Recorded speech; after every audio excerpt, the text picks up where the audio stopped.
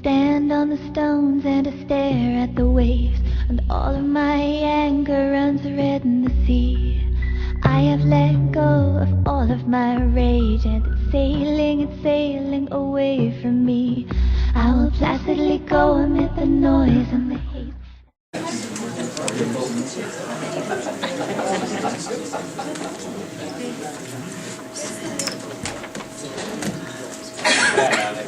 So who's late and will pay how much? 200,000?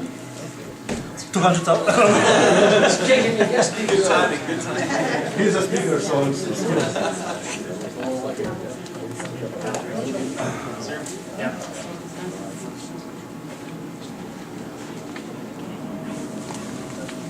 Everybody is on time. You know, if you organize in any events, right?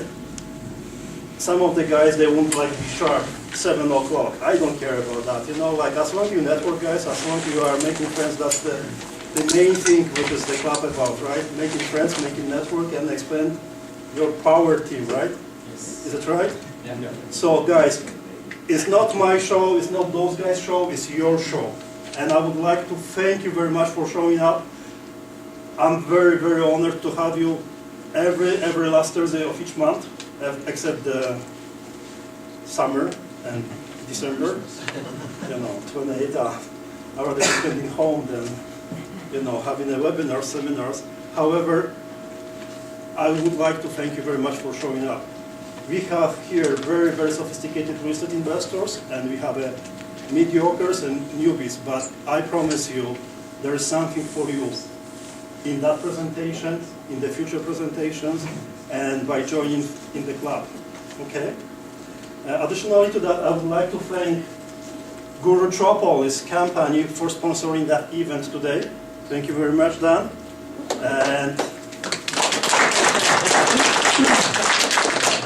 they had yesterday the powerful presentations, Power of Three. I don't know if you, not so many people participated, but if you will be looking, yes, I know, Shali. But in the future, have a look at those websites, guruchopolis.com, because they will be bringing very powerful speakers. It's not about real estate investing, but it's not, if you would like to be good in doing something, you don't have to be good in one thing, real estate. You know, because you have to learn about negotiations, right? You have to learn about self-esteem. You have to learn about any other subject which is very important, self-improvement. And those guys, they provide that. Okay, so thank you, Dan, for sponsorship, and looking forward for future sponsors. If you consider such kind of thing, my personal email is yarek@canadareic.com, or the guy who is sending all the time emails, Steve. All right? Sure, please. I would like to apologize for it, but I'm not apologizing. You know why? Because you committed to be a successful real estate investor. We are giving just only the tools, possibilities. I'm not shoveling to your, you know, personalities. You know, take this, take that, take this, and consider that. We are just giving you opportunity to see it, how valuable such kind of possibility is, how valuable that possibility is, how this presentation is helpful for you. And as you see it, the membership is free, right? And that's the power of it. But we need your help. We need you always help. Ask questions if you are newbie. Help others if you are mediocre and you know something.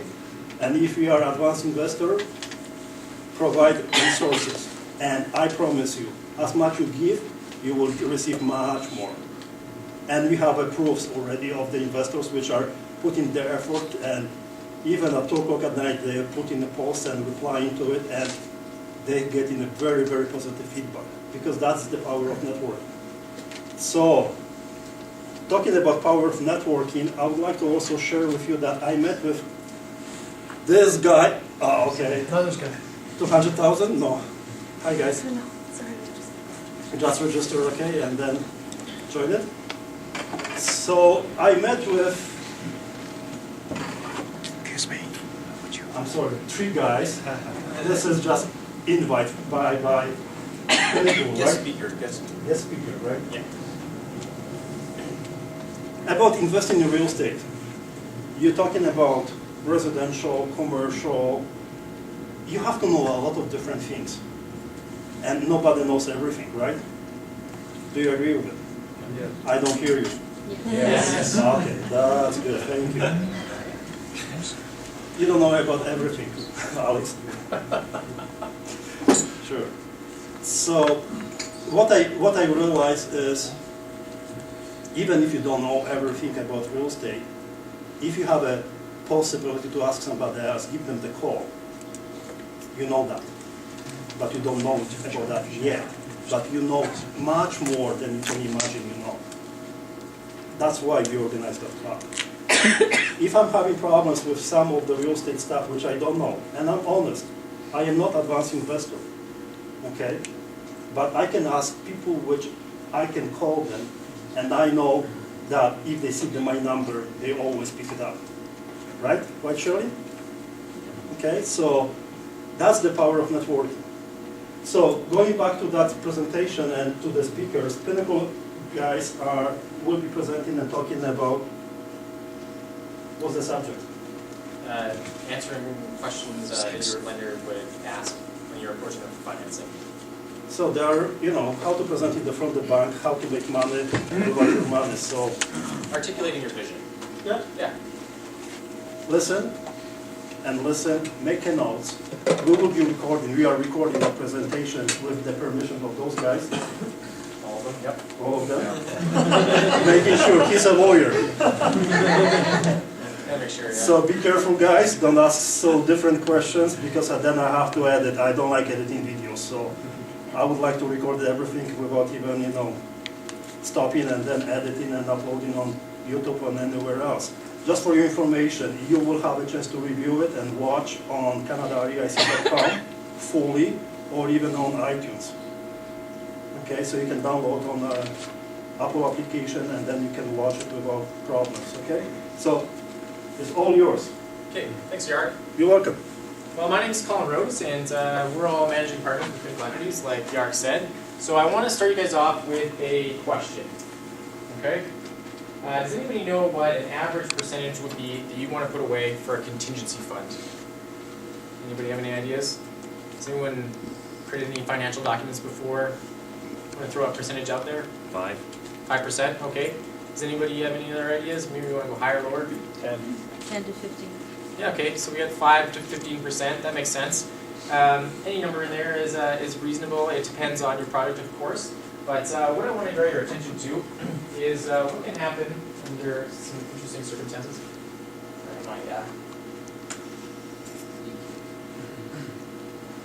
Chinese?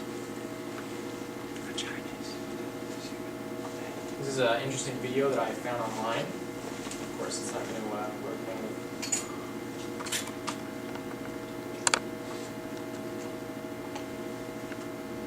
There we go.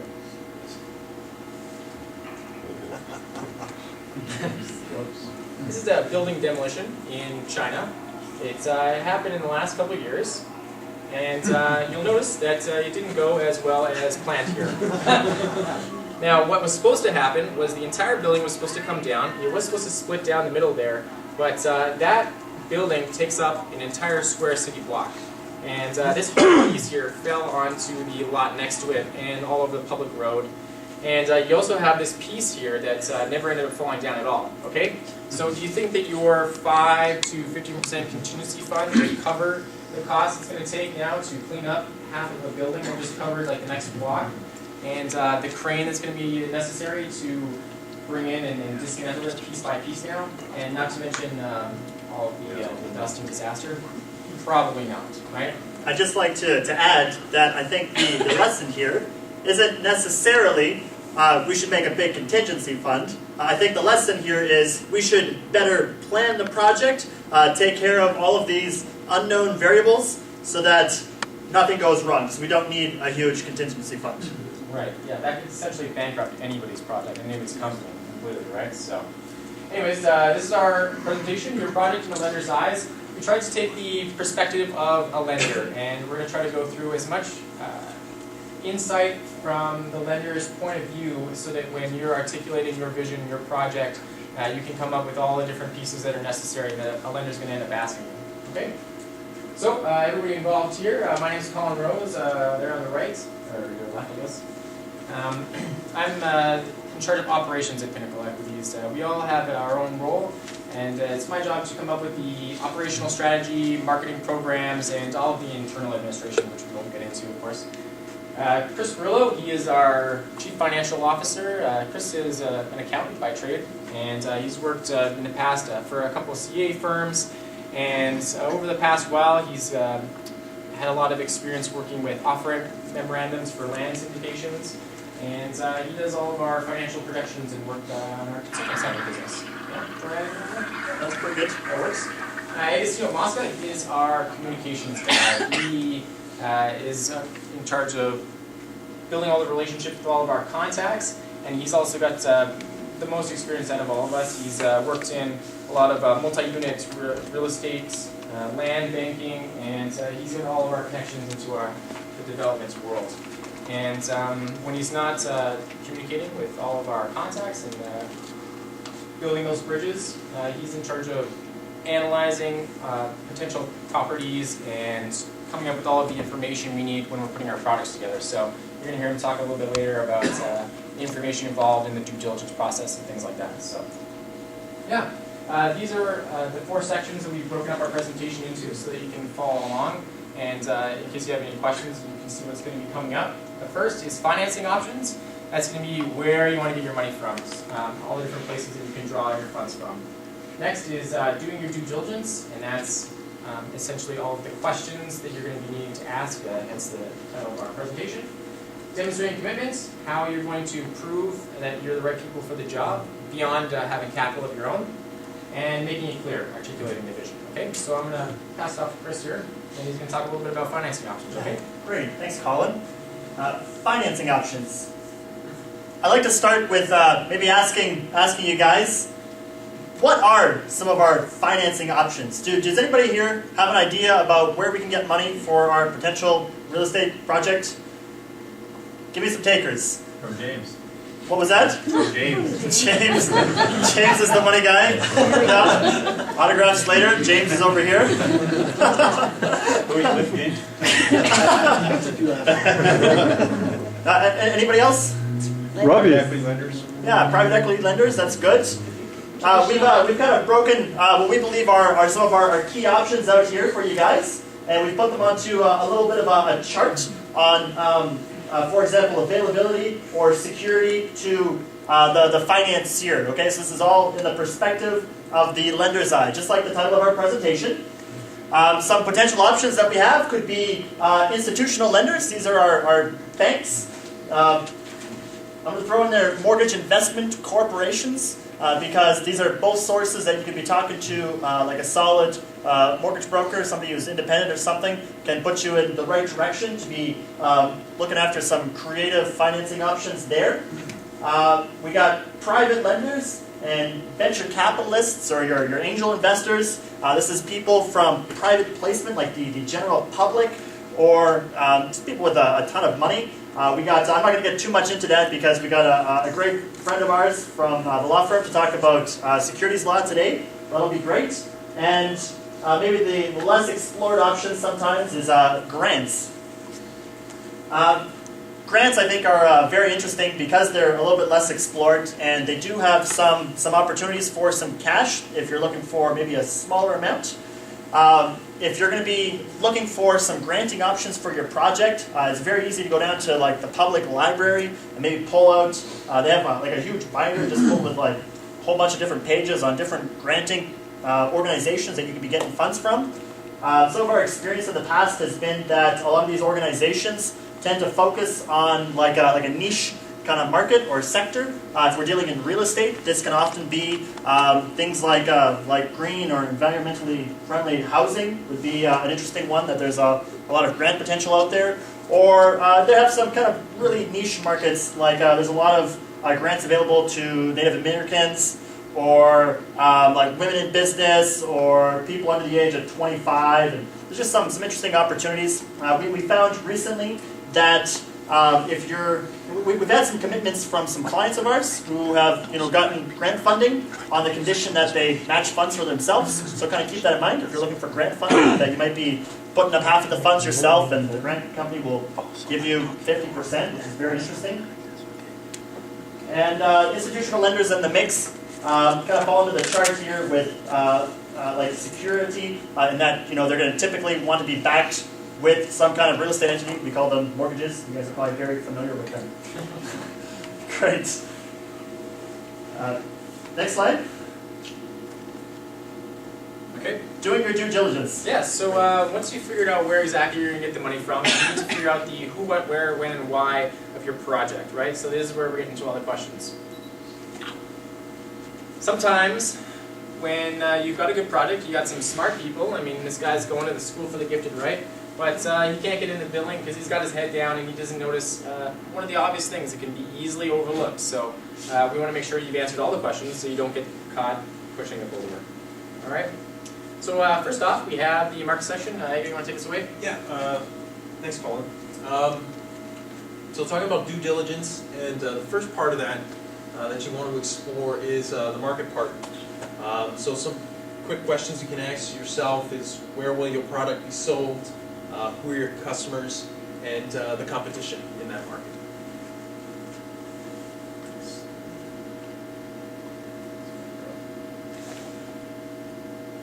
Great. So we got two buildings here, both in the U.S. Both are about 20-unit buildings. Quick question from the audience: which one, just by looking at the buildings, which one do you think is the better deal? Which one cash flows more? Would be the one on the left, one on the right? The left one. You think the left one? On the left? Okay. Is there any ideas on why you guys think that the left one would be the better one? See more residential type houses in the background The residential type houses in the back, so the community? compared to looking like business other. Okay, yeah, that makes sense. Right. Right. I mean, the real reasoning is, really all you've done is just kind of looked at the deal. It's almost like you're on MLS, you see a deal come across, and it's like, well, I think this deal might be better, I think this deal might be better. But realistically, you have to look deeper into the deal, and that's where it comes in your due diligence, doing your market research, figuring out, okay, does this building, how old's the roof, how old are the water tanks on it, what street is it on, what are some of the industries in and around that building, is there a university there, is there a government building there, is there public transit going to one of the buildings? So really what you have to kind of expand on is getting more detail into what you're looking at and the projects you're looking for. I was at a conference a couple of weeks ago, and I was listening to Ken McElroy speak. Everyone familiar with Ken McElroy? Kiyosaki, Rich Dad Advisor. And he did basically a section talking about doing his due diligence, doing your due diligence before going into a project. And I took down probably 4 pages of notes about what he was talking about and how specific he got with the details when he's looking into a project. And some of the things that he was looking at were demographics, trends, specialization, all the way down to, he would take demographics of different generations. So he had baby boomers, Generation X, Generation Y, Generation Z, and basically figured out, where those trends were going between those generations, how they affected the area, the specific deal or area that he was looking to purchase in. He took a look at ethnicities. He got even down to ethnicities, depending on where they were migrating to. And that helps, going back to who are your customers, where will your product be sold, those all relative to that. Competition, finding out who's his competition around those areas and figuring that out. So, I mean, the moral of the story from that and just from projects in general is being able to be prepared before you go into a project. making sure that it's not a hastily planned project, and basically having as much detail as possible. Some of your investors that you're going to be talking to, they might not be an analytical type. So they might either be based off of, okay, I want to see a lot of the detailed numbers, I might not. But they might also be just in general, they might be investors who just want to know about the deal and have a good relationship with you. But from a standpoint of yourself, as you're running the project, it's always important to have the due diligence backing it up, regardless. So. I think it's interesting. Agostino and I often have good conversations about the Canada Edmonton mega region, it's called. And there's a lot to be said about following the trends of particularly the oil and gas industry here in southern Alberta. It's probably one of the more predominant leading sectors for the southern Alberta real estate industry. Exactly, and that's another important trend, another important research topic that if you're looking in that area, that's important for you to know. Most definitely. So definitely do your homework, do your due diligence. Yeah, getting addicted to reading the news is probably the best thing you can do, right? I mean, you're following these stories, it's almost like you live there, right? If you can't be driving up and down the Calgary-Edmonton corridor all the time and stopping and talking to businesses and seeing how they're doing, the best thing to do is follow the stories, right? And you'll start seeing your own trends as time goes on. And those resources, like Chris was saying, the public library, the internet, the newspaper, government sources, CMHC, you can find, you don't have to, it's not hard to find, you just have to do your own digging, talking to your mentors, talking to people in your industry, peers, do a lot of fact finding, and you'll be able to uncover a lot of due diligence for your project that will help you out. Yeah, for sure. And of course, one of the most complicated parts of information gathering that you're going to do is coming up with all of the different aspects and nuances of the securities that you're going to be endeavoring into. Especially if you're not going to be using your own money, and if you are using your own money, then you don't need a lot of this planning. So you're going to be going after people that have cash. It could be banks, it could be private money. You could be creating an offering memorandum and going after hundreds of people.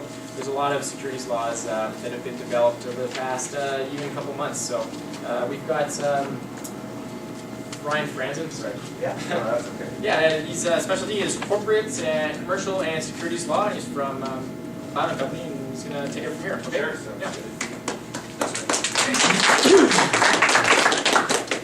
All right, so I don't do a lot of presentations, so not like these guys, so bear with me. I'll try and give you a general overview of securities law. It's a bit difficult to do it in a short time frame. I brought this as a bit of a dramatic effect, and what I do most of the time is I sit in an office and I draft contracts and I learn what's in here. This is basically your law in Alberta to deal in securities. There's a lot to know. It's convoluted, it's complicated, and that's why people often come to lawyers. But what I got here is kind of a basic demonstration on securities. Free trading refers to securities that you can buy and sell on the marketplace. So if you have TSX listed companies, those shares are considered free trading. When you want to raise money and you have a corporation and you decide to sell shares to raise cash, those shares are not free trading. They're contained in this restricted trading world, and chances are those shares will never be free trading. They can be free trading in one of two ways. The first way is a prospectus. And I'll try not to get too caught up in the public company aspect, but if you wanted to go public and raise money, what you need to do is you need to create a prospectus. I know they've dropped the word offering memorandum a few times tonight. A prospectus is similar to an offering memorandum, maybe a little longer, covers off a few more things. But if you prepare a prospectus, you file it, those shares then become free trading. So you're outside of the restricted world. The other aspect to get outside of the restricted world is through certain exemptions. That's where you're most likely going to end up when you're raising money, is you're going to rely on exemptions. You can trade in securities if you have an exemption that you can rely on. If you do not have an exemption, the shares are restricted and they can't be traded. The exemptions can get you outside of the restricted trading world into free trading, but it's difficult, and generally they sit on a porch. That porch is your seasoning period, and that seasoning period can last forever. So you rely on an exemption to trade, gets you out of the restricted area, but it won't really ever get you into the free trading area until you become what's called a reporting issuer. So do you want to hit the next slide? Feel free to stop me if I get too confusing. Your securities laws. So this is kind of everything you're dealing with. This is what's contained in this book. So first you have the Alberta Securities Act. That sets out your general laws. There's some security stuff in the Business Corporations Act. Then you have rules and regulations. You have national instruments. National instruments are laws that have been adopted by all the jurisdictions in Canada. So all the provinces have agreed to the same laws and they apply across the board. You have multilateral instruments, which means some jurisdictions have adopted it as laws, but not all of them. Blanket orders are generally you'll have a national instrument and one jurisdiction will say, okay, well, we're kind of okay with that, but we're going to issue a blanket order and exempt us out of it in certain aspects. All this is binding law. This stuff here is not binding law, it's more of an interpretative. It's helpful information that's issued often by securities commissions and the regulators to help you understand how all this works. Okay, so the general rule, if you're out there and you want to sell securities and you want to raise money, the first thing you need to keep in mind, and probably the broadest, all-capturing rule, is this. No person shall trade in a security unless a prospectus has been filed. So that's your biggest rule. If you have a company and you want to go sell securities, you can't. And the reason you can't is because Section 110 in the Securities Act says no one can do it unless you have a prospectus. Then you have Section 75, the next broad provision. It says, unless you're registered in accordance with Alberta securities law, a person shall not act as a dealer, an advisor, or an investment fund manager. So this says you can't sell securities, and this says you can't keep on with this. That Polish screen, so don't worry. So here you can't sell securities unless you have a prospectus, and here you can't deal in securities unless you're registered to do so. So those are your kind of biggest catch-all provisions, which basically mean you can't put an advertisement in the newspaper that you're selling securities and you're trying to raise money. You can't put up a website that says you have this grand project, come see me, I'm going to sell you securities, because all that would be considered trading in securities, and you'd be offside Section 110 and Section 75. What is a security? The definition of a security in the Securities Act is about a page long. It covers pretty much everything. It can include land, real estate. It's not necessarily just a share, like a Class A common share. Boats, they've considered boat securities in the past. In fact, I've heard they've considered worms securities. So it all depends on how you're trading these assets, but it can all be caught as a security. So you need to be careful. And people often want to try to come up with unique ways to raise money and fall outside that definition of securities, and chances are it will be caught as a security. And this, any investment contract, is kind of that catch-all definition of security, so it's one of the many that fall under the list of securities that will capture you if you don't fall within any of the other kind of specific definitions of security. This is the catch-all, so if you have some random thing, they'll say, well, it's an investment contract, and there's no definition on that. You have to go to case law decisions of judges to figure it out. Okay, so general rule, you can't trade in securities. Now you have the exemptions. So this is, for the most part, what you will rely on when you're trying to raise money from venture capitalists, private investors, is you'll be relying on the exemptions in National Instrument 45106.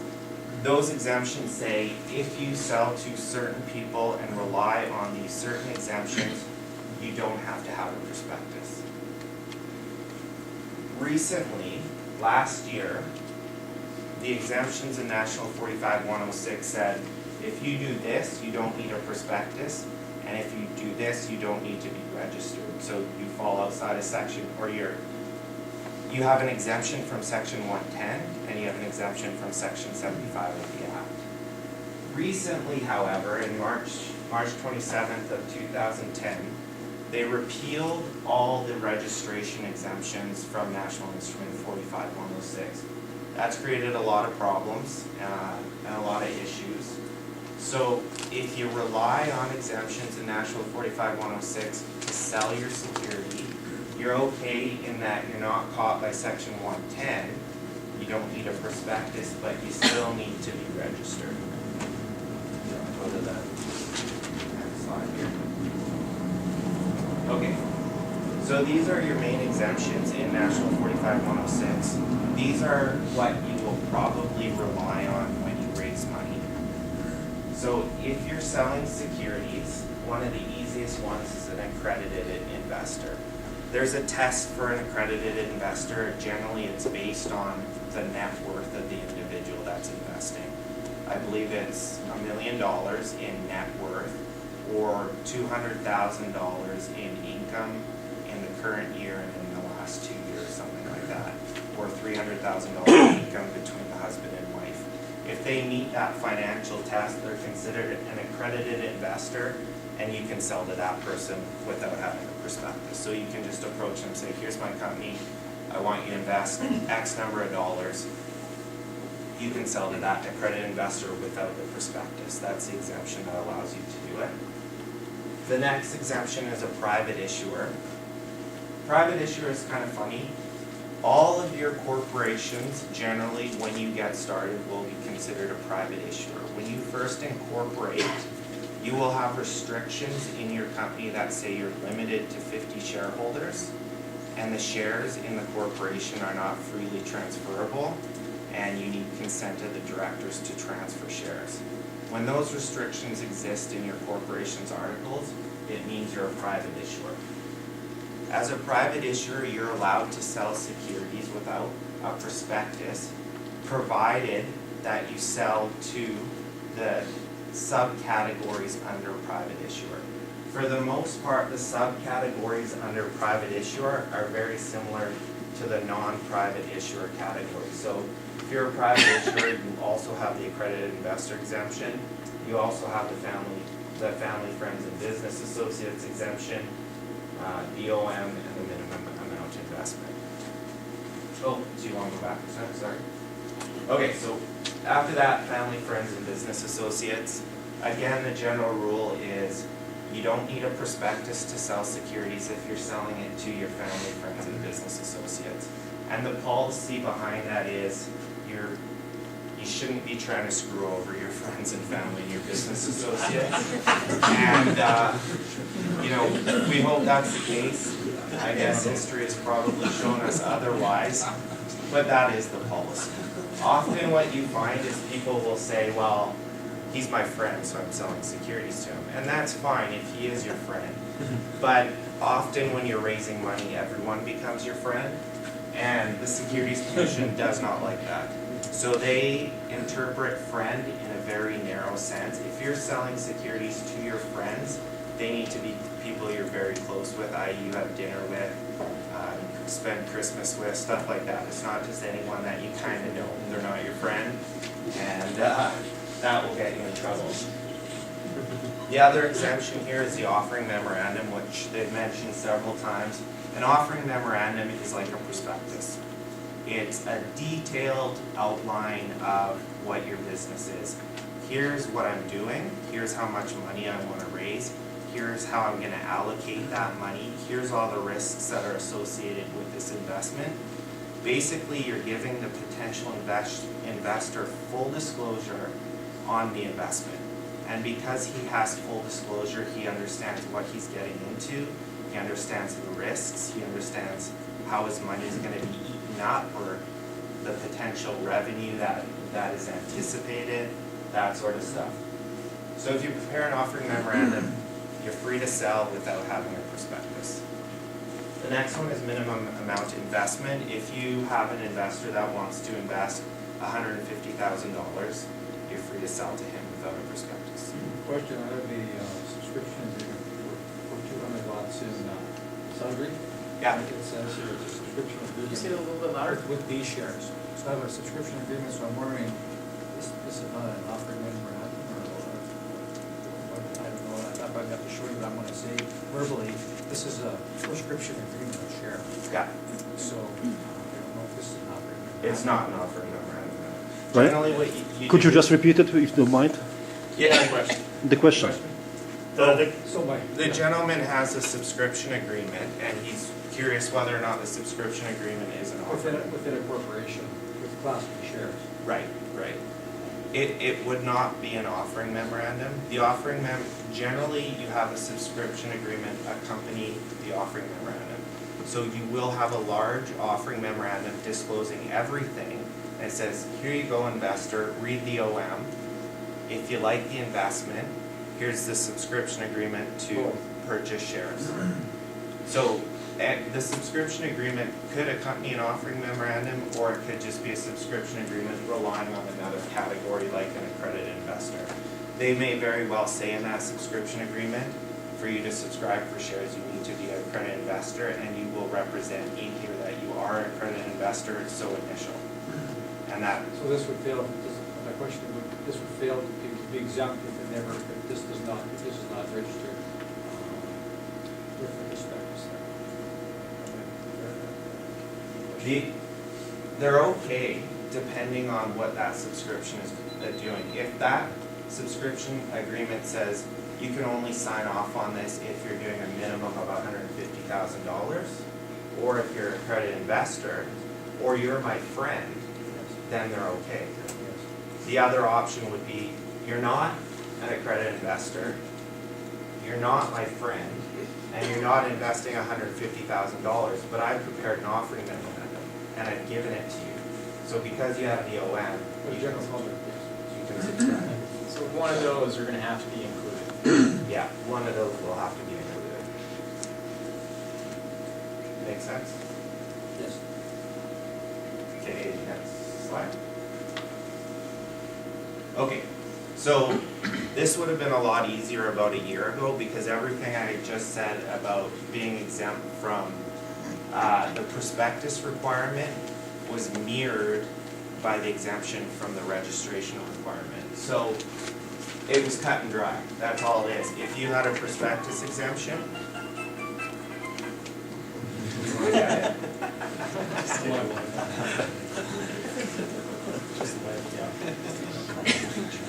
So they had the mirroring exemptions. If you wanted to raise money and you had an exemption from the prospectus requirement, so you were selling to accredited investors, had a minimum amount investment, any of those ones we talked about, you were good to go from registration perspective. You didn't have to be registered as a dealer, so you didn't have to be an exempt market dealer, a mutual fund dealer, that sort of stuff. However, I'm sorry. Yeah. Question, what is a registration? I just want to know for knowledge, what is a register? So where do they register and how do we find it? Just so it's Yeah. important that I know this, because I want to make sure it's. the law on registration, hustle up. No, Okay, just repeat the question. Repeat the question. Oh, okay, I got you. Okay, registration, what is it and where do you do it? Yes. Okay, the laws for registration are set out in the new National Instrument 31103, and it tells you, depending on what you're doing, how to register. So generally you'd be registering as what's called an exempt market dealer, and to do that registration you need to do it through the Securities Commission, right? And you need to create a policy, you need to have what's called a compliance officer, and if you meet all the conditions, have your manuals in place, and you become an EMD, an exempt market dealer, and you can sell securities. And it's important to point out there are a lot of companies out there that can help you through the process of becoming An EMD. Yeah, that's right. The problem with the whole EMD registration thing right now is people don't want to do it, frankly. And they don't want to pay someone else to sell their securities and give them a commission or a fee They don't want to, but that's what the commission is pushing towards.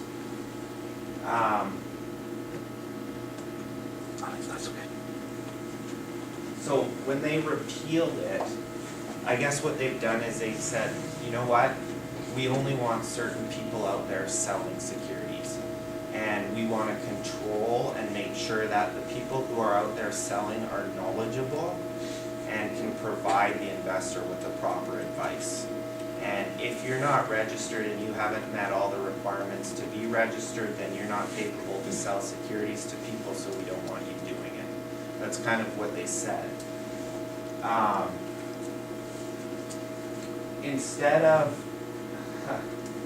what they did implement was what's now called the business trigger test. If you're starting your own business or your own company and you want to do real estate development, if you sell securities in your own company, that doesn't necessarily mean that you need to be registered. You first need to decide whether you've triggered the business trigger test. If you're not in the business of dealing in securities, then you don't need to be registered as a dealer. So the big question, if you're just starting your corporation and you're saying, okay, I'm going to do an oil and gas project, right? I need to raise $500,000 for this project. So I'm going to sell some securities in my own issue to raise $500,000, a one-off deal to get my company going. I'm not going to pay a commission. It's me, it's my people. We're going to raise this money to go on our way. Chances are you would not trigger the test. You're not in the business of dealing in securities, so you don't need to be registered. The issue becomes if you, on an ongoing basis, sell securities, or you sell securities on behalf of other people and take commissions, that's when you trigger that business trigger test, and now you need to be registered. So let's go to the next slide. So what the registration, it's all set out in 31.103. If you hit that business trigger test, and often, let me kind of back up a bit here. Often what issuers will do is they want to raise a large amount of money. So they'll prepare an offering memorandum, then they'll put a sales team in place, and they'll create an affiliated corporation to do all the selling. And they'll pay the employees or that affiliated company a commission to sell. You start getting into this real gray area that even though you're only selling under this OM to do your project, because you got a sales team doing it, dedicated to it, you're raising a lot of money and it's ongoing, there's a good chance you're going to trigger the business test and need to be registered. So for one-off deals for small corporations that are just starting, chances are you're not in the business of dealing. What the commission has done, the Alberta Securities Commission, by repealing the exemptions in 45.106, the registration exemptions, is they've created almost a subjective test now. You need to look at the nature of your business, the activities you're doing, how ongoing are they. There's a bunch of things that you have to look at. You need to figure out, okay, do I need to be registered or don't I? And sometimes you could end up saying, well, some factors say I should, some factors say I don't. I don't know. We don't know. So then you're kind of stuck, and all you can do is hope that one side outweighs the other. So the registration regime, these are just some of the categories that you get registered under depending on what you're dealing in. If you're your general security, you're an EMD, exempt market dealer. If you're selling mutual funds, then you need to be registered as an MFD. If it's an investment fund, then you get registered as an investment dealer. And then you can also be registered as an advisor, but that's kind of a completely different category. Advisors are able to give kind of investment advice and suitability advice and that sort of stuff. So this actually goes back to the business trigger test. So when the exemption, the registration exemptions were repealed, this definition was put into the Securities Act. So it says, Securities Act section 75 says, nobody shall deal in securities or shall act as a dealer dealer, so you go to the definition of dealer in the Securities Act, and it says a person or company engaging in or holding itself out as engaging in the business of dealing in securities is a dealer. So you can sell securities if you have a prospectus, and if you're exempt from the prospectus requirement, and you can sell securities if you don't trigger this test. Then you're fine. So the two sections, section 110, section 75, prospectus and registration. If you don't trigger the test, you're okay with registration.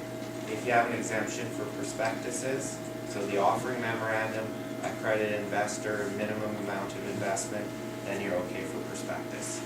Once you start triggering these tests, then you start having an issue. Here I just wrote, it's a subjective test.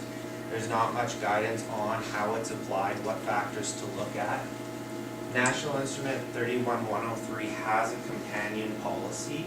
You can look at that policy, which will set out some factors which will help you determine whether or not you've triggered the test and need to be registered.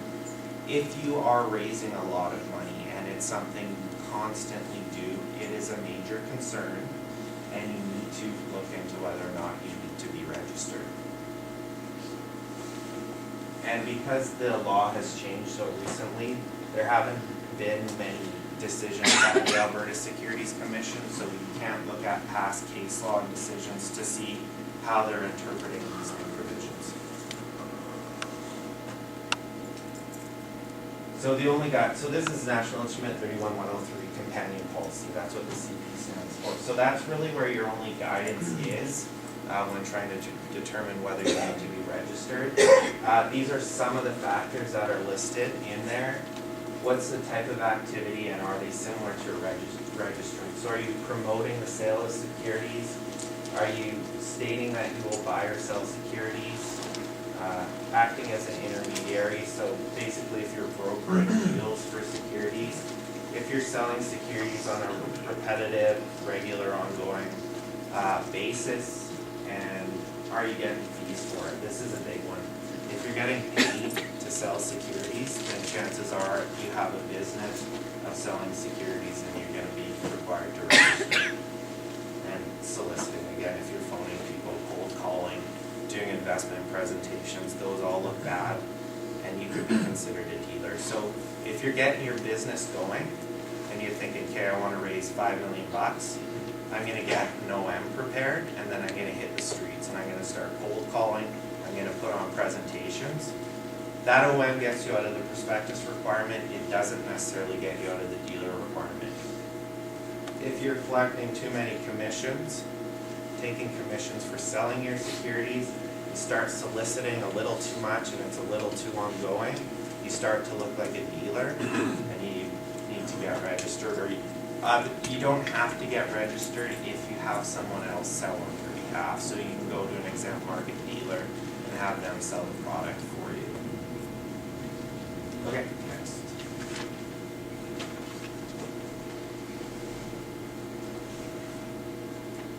Western Canada has been known, I guess, to be the wild, wild west when it comes to the exempt market and selling securities. The Ontario Securities Commission has always taken a very different approach to this. They don't have the offering memorandum. If you do prepare an offering memorandum to raise money, you can't use that in Ontario. There's been a push, or there's been talk anyways, about a national securities regulator, but there's been always some, the West, I guess the Western provinces, Alberta and BC, have always kind of said, no, you know what, we don't want a national regulator, we don't want to fall within the OSC's way of dealing with securities, so, you know, OSC, screw off, we don't want your laws to apply. When 31103 came in place, what the Western provinces did was enacted blanket order 31105. Actually, that's a mistake. It's 31505. It is 31505. They put 31505 out there saying, okay, notwithstanding the repeal of these registration exemptions and the requirement to be registered if you're a dealer, we're going to issue this blanket order, which says that if you're selling under an OM, minimum amount of investment, accredited investors, if you're using those exemptions, you're also exempt from registration, provided you meet all these conditions in the blanket order. So it was a sort of out for the Western provinces, but again, it's not that clear, and it's not cut and dry even with the Securities Commission. In fact, I probably spent about 3 hours on the phone today with the Securities Commission arguing about blanket order 31505 because they themselves don't even understand it internally. They do, but you get conflicting comments from them in the application, and the general position that they seem to be taking is that that blanket order is meant to apply to a very, very narrow group of people. So whether or not you can rely on it, if you're not considered a market maker or an intermediary, is an unknown right now. We don't really know. I think there's strong arguments to say anyone with an OM or selling to accredited investors can rely on this blanket order, presuming they meet the conditions, which basically say you're not giving suitability advice to the investor, you don't hold their funds, things like that. There's strong arguments to be made you could, but the Commission seems to be taking this view that it's not meant in those circumstances. It's meant to apply to these market makers, and what a market maker is hard to say. Like, there's no definition for it. It tends to be these people out there that are capable of creating referrals or finding money, that sort of stuff, and creating a market for a security product. So whether or not 31505 is actually an exemption from the registration requirement is difficult to say right now. Sorry. And once we have some case law on it, we'll probably be in a better position to determine how exactly it applies. Okay, next one. Oh, and that's it. Okay, so, yeah, thanks a lot, Ryan.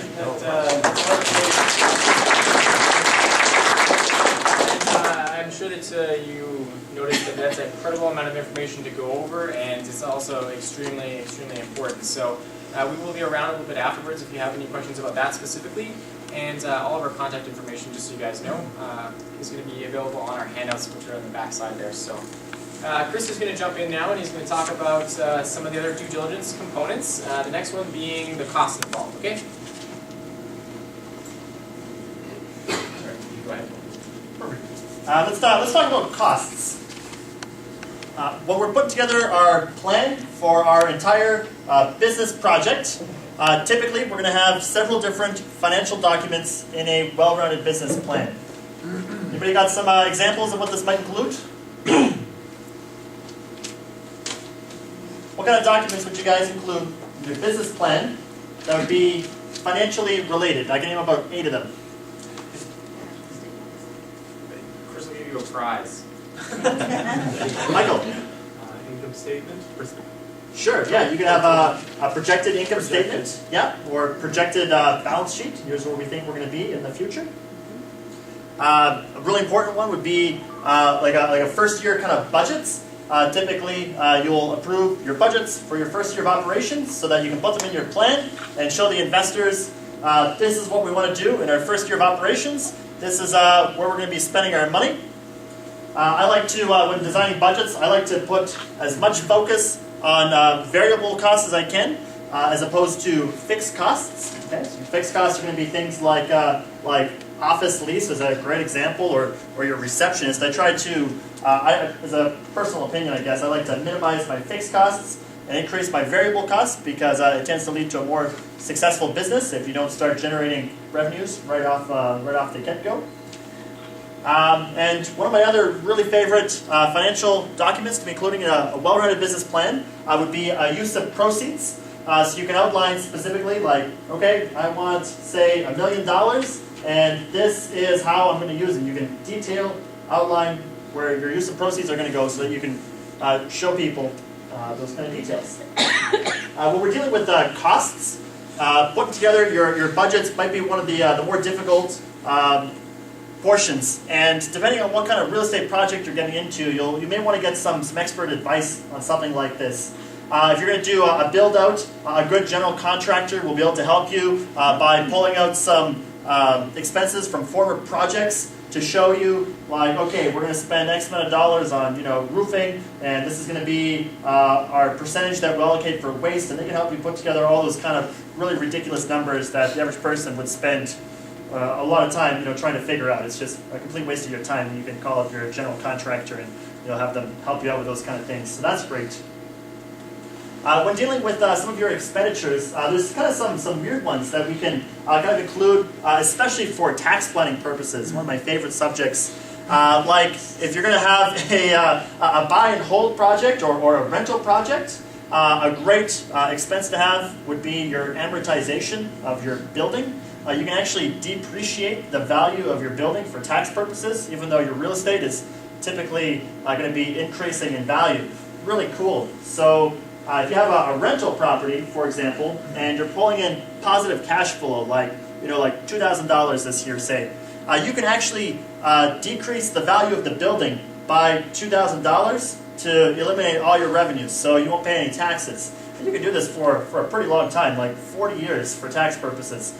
So if you're buying a piece of property and you've held it for less than 40 years, there's a good chance you could be just eliminating a lot of your income tax obligations by depreciating the building. Very cool. So you can talk to your accountant if you're interested in something like that. Another great topic of conversation for your budgets would be how you pay yourself out, the management, or you and your partners, or however you're working that out. Some people will, if you're not incorporated, some people will just put it in their pocket and call it rental income or sole proprietorship or whatever. But as soon as you start dealing on a corporate level, there's some really cool strategies you can be using to be cutting down your taxes and doing some tax planning. You can be pulling them out as like a contract wage, or you can be pulling them out as payroll or dividends. And there's kind of some fine lines that can be drawn when figuring out exactly how to allocate your own management expenditures. For example, the Canada Revenue Agency hasn't been looking too well lately on contract wages. If you're pulling out a contract wage from your company to yourself, the Canada Revenue Agency is typically going to want to push you towards being on payroll. They're going to want you to be remitting your CPP and your EI on a regular basis. And if you're still operating under a contract type system right now, you might want to be considering switching pretty quickly, because they're hitting that kind of avenue pretty hard right now. So contract wages versus payroll would be very cool. One of my other favorites, you could pay yourself out in like a profit sharing or an equity in your company, depending on how big it is, in stock or what have you.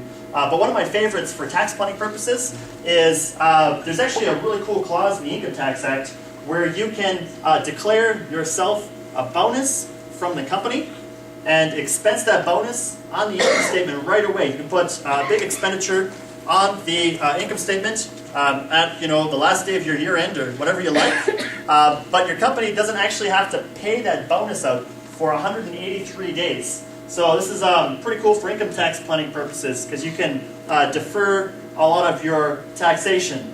Let's say, for example, your company made $100,000 and it's December 31st, the last day of your company year end, and you don't want to pay taxes on $100,000, you can declare yourself a bonus of $100,000 and pay yourself out that bonus in May, say, and you have to pay taxes on it in the next year, of course. But it's just a little cool trick to not have to pay taxes on it right away. So that's costs. Okay, thanks, Chris. You're welcome. Can I Yeah. say one thing? Sorry. Yeah, go Just ahead. to jump in. Just on the topic of business plans, I guess my question for you is, do you think lawyers ever prepare business plans? And the answer to that is yes, they sometimes do. Is it worth it? No. You will pay way too much money to have a lawyer prepare your business plan. And often what happens is people come to us and they say, here's what I want to do. I want to raise money. I want to get an offering memorandum on the street. And I say, okay, can I see your business plan? and they give it to me, and I look at it, and I say, well, this is a piece of crap. I don't say that, but I think it. And I say, well, there's a lot of issues here, and it's going to be a lot harder to prepare your offering memorandum based on this information. So you end up, pulling teeth with these clients trying to get the proper information, and you spend a lot more time trying to build this offering memorandum because you don't have a proper business plan. And what I end up doing is I end up building their business plan for them, and they're paying me at my hourly rate when I really shouldn't be building the business plan, and they could have saved a lot of money had they went to the professionals that actually do business plans. So it's just a heads up. Don't end up, if a lawyer is having problems getting your business plan, in him doing his work, you need to see someone else to get it done properly, or you're going to be paying a lot of money for him to get it all straightened out for you. Are you saying accountants work cheaper than lawyers? No comments. Yeah, no comment. That's perfect. Yeah. So I'm going to round off the due diligence process by talking about the advantage component and process. So, advantage. I'm just going to tell a little bit of a story here. I know that we've been taking up a lot of your time, so I think that I can get the point across by describing this situation here. Now, a lot of you guys are going to be relying on your hunches for the most part, especially when you're sniffing out deals, right? I mean, nobody has the time or resources to go through the entire due diligence process or for every potential deal that you might come across, right? So the first step, of course, is just trying to recognize those deals. Now, you need to take that hunch once you've decided on a project that you want to go for and get some money and raise it. And you need to be able to articulate that, because unless, of course, the person lending you money is your best friend and just trusts your hunches, you're the only person that will trust that hunch. So you need to be able to articulate exactly what the science is behind that hunch, right? Now, my example that I'm going to use is you guys all drive down 16th Avenue once, twice, or 3 times a day even. And you might notice that after the widening of 16th Avenue, it's like 6 or 8 lanes or whatever it is now, there's a lot of vacant lots all the way down there from buildings that had to be torn down. And they've been, well, I mean, the recession is, of course, one reason why some of these might not have rebounded as quickly as possible. But there's a lot of empty space there. And Extine and I were driving to work today or yesterday, and we were thinking, why are all these empty spots there? I mean, this is prime real estate in the pure sense of the word, right? I mean, tens of thousands of people are driving right past the front door of all these empty lots every single day. So why are people jumping all over them? And you have to say to yourself, what would I put there, and why is that going to give me some sort of advantage over everybody else that's on 16th Avenue, right? So you look at the demographics, and, okay. Would you mind holding just a sec? Yeah, sure.